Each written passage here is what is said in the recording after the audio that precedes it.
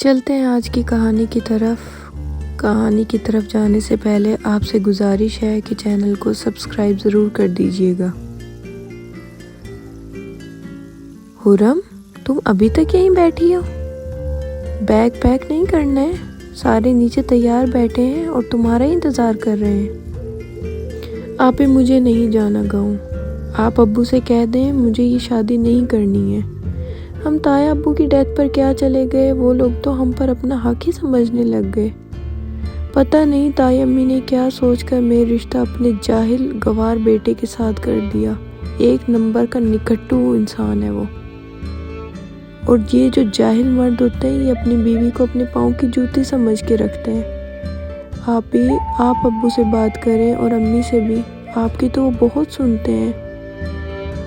हुरम, तुम्हें क्या हो गया है? तुम्हें कोई गलतफहमी हुई है? रिमी ऐसा बिल्कुल भी नहीं है, वो तो बहुत अच्छा इंसान है। हाँ, अभी आपको तो सभी बहुत अच्छे लगते हैं। आप खुद जो अच्छी हो, इस वजह से आपको तो सभी अच्छे लगेंगे।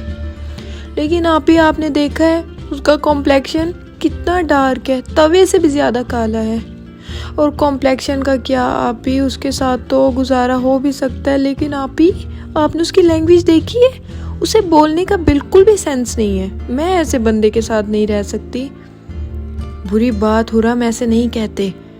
रिमी बिल्कुल भी ऐसा नहीं है। मैं कह रही हूँ मुझे बचा लें, फिर मुझे ना कहिएगा मुझे ये शादी नहीं करनी। हुरम आहिस्ता बोलो, कोई सुन लेगा। शादी में सिर्फ 3 दिन बचे और तुम क्या अजीब सी जिद लगाए बैठी हो। चलो उठो, जल्दी से बैग पैक करो और नीचे आ जाओ। पता है ना, आज सऊदी अरब में ईद हुई है और कल पाकिस्तान में।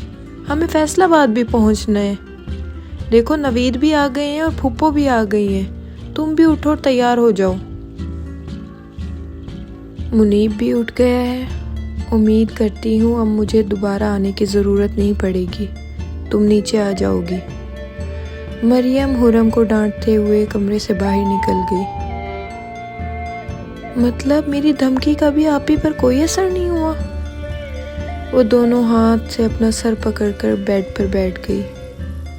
इससे तो अच्छा था मैं गाँव जाती ही ना। बरसों से चली आई लड़ाई मेरी ही कुर्बानी पर ख़त्म करनी थी ताई अम्मी ने। मैं क्यों गई थी गाँव? मुझे तो ऐसा लग रहा है ये ईद कुर्बान नहीं, मेरी ही कुर्बानी हो रही है। रिमी, मैं तुम्हें छोड़ूंगी नहीं। तुम्हारा जीना हराम करके रख दूंगी। तुम याद रखोगे तुम्हारा किससे पाला पड़ा है। वो ड्राइंग रूम में गई और फूफा और उनकी फैमिली से मिलकर वहीं बैठ गई। हो गई तुम्हारी तैयारी तो चलें?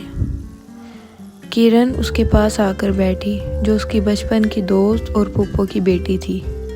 बहुत देर नहीं लगा दी तुमने तैयार होते हुए। लगता है बहुत दिल से तैयार हुई हो। होना भी चाहिए था। आखिर को पिया घर जो जा रही हो। हाँ भाई, रिमी भाई इंतज़ार कर रहे होंगे अपनी हुरम का। किरण हुरम को छेड़ने में मशगूल थी। किरण हुरम को तंग करने का कोई बहाना हाथ से नहीं जाने देती थी। हुरम ने किरण को घूरा और फिर से मुंह लटका कर बैठ गई। वो इस शादी से बिल्कुल खुश ना थी और इस बात का अंदाज़ा सिर्फ उसकी दोस्त किरण को था। किरण ने उसके हाथ पर अपना हाथ रखा और उसे तसल्ली देते हुए कहा, परेशान मत हो, सब ठीक हो जाएगा हुरम। हुरम मुस्कुराकर किरण को देखने लगी। हाँ भाई, तो सब तैयार हैं, चलें? ये हुरम के बाबा थे जो सबसे मुखातिब हुए थे। सब लोग मुस्कुराकर अपनी गाड़ी की तरफ चले गए।